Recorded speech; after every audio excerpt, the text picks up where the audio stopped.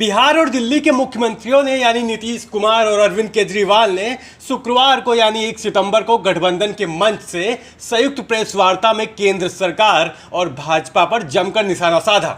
नीतीश कुमार ने मोदी सरकार पर निशाना साधते हुए कहा कि जितनी पार्टियां साथ मिलकर लड़ रही हैं, जान लीजिए कि जो केंद्र में है वो हारेंगे, वो जाएंगे। हम जगह जगह जाकर प्रचार करेंगे, सभी कमेटियां बन गई हैं। आगे नीतीश कुमार ने कहा, उनकी ही बात छपता है, काम कम करते हैं, छपता ज़्यादा है।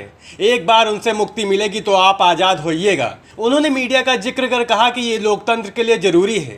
वहीं अरविंद केजरीवाल ने कहा कि ये अपने आप को भगवान से बड़ा समझने लगे हैं, इनका पतन निश्चित है।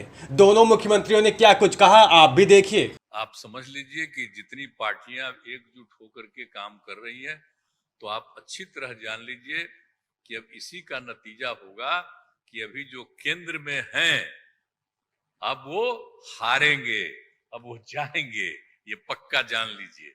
और अभी आपको बताया गया कि कैसे मीडिया पर ही कब्जा कर लिया है। कोई भी दूसरे की बात कम छपता है और ज्यादातर उन्हीं की बात छपते रहती है।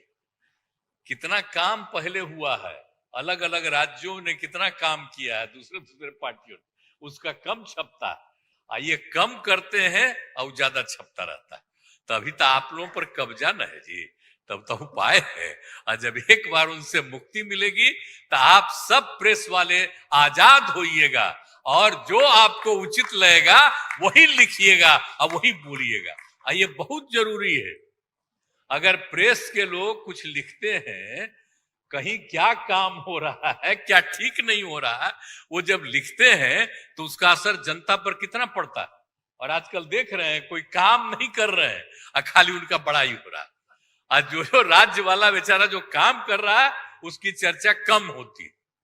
तो ये ना हो गया, इसलिए पटाइए। दूसरी चीज है, देश के इतिहास को ही बदलना चाहते हैं तो हम लोग सब मिलकर के देश के इतिहास को नहीं बदलने देंगे।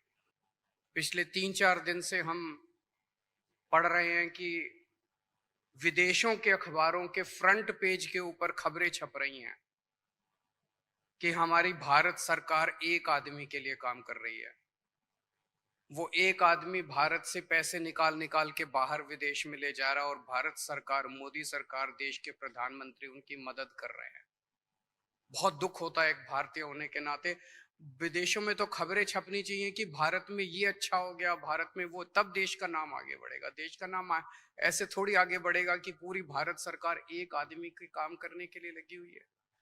आज हमारे भारत का युवा रोजगार ढूंढ रहा है, पढ़ लिख के बीए करके, बीकॉम करके, बीएससी करके रोजगार ढूंढ रहा है। उसके पास रोजगार नहीं है और वो जब सरकार के पास जाता है तो पता चलता है कि सारी सरकार एक ही आदमी के लिए काम कर रही है।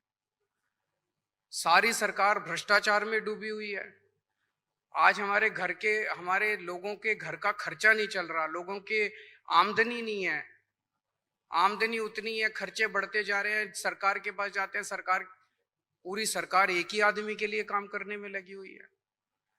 इससे ज्यादा अहंकारी सरकार आज तक कभी नहीं हुई और ये लोग अपने आप को भगवान से भी बड़ा समझने लग गए हैं। और जब कोई आदमी अपने आप को भगवान से बड़ा समझने लगता है तो फिर उसका पतन भी जल्दी होता है। और सब मिल करके जो अपना देश है वो पूरा मजबूती के साथ होगा और समाज के हर तबके का उत्थान होगा और किसी की उपेक्षा नहीं होगी।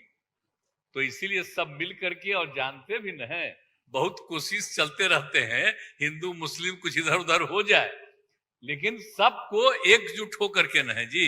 देश तो सबका है ना, तो सब एकजुट होकर के, तो सब मिल करके और सारा अच्छा काम कर रहे हैं, तो सबको लेकर के आगे बढ़ाना है। और तो इसीलिए जरूरी है कि अब सब लोग, अब अच्छा हो गया है, सब लोगों को अपना अपना अधिकार था, तो लेकिन अब इतना ज्यादा हम कोशिश करते रहे, बहुत कहते रहे कि इतना मिल जाइए, तो बात समझते समझते हो गया। अब तो हम यही चाहते हैं कि अब तेजी से काम हो।